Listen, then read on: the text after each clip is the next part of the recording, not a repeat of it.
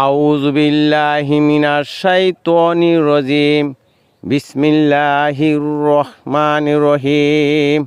আল্লাহ পাক রব্বুল আলামিন কোরআনুল কারীমে ইরশাদ করেন, ইয়া আইয়ুহাল্লাযীনা আমানু লা তাকুলু রাঈনা লা তাকুলু রাঈনা ওয়া কুলু উনজুরনা ওয়াসমাউ ওয়ালিল কাফিরিনা আযাবুন আলীম।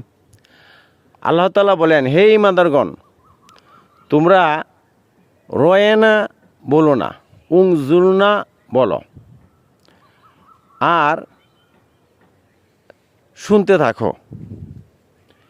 কাফেরদের জন্য রয়েছে কঠিন আযাব, যন্ত্রণাদায়ক আযাব।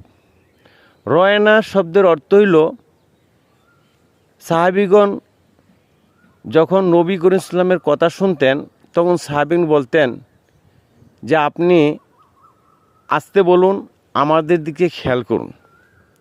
আর এরই আরেকটি অর্থ হইল বুকা। তাই কাফেরগণ এই অর্থটি নিয়ে যখন ঠাট্টা বিদ্রূপ শুরু করলেন, তখন আল্লাহ তাআলা সেই নবীর প্রতি যে ঠাট্টা, এটা তিনি অপছন্দ করলেন।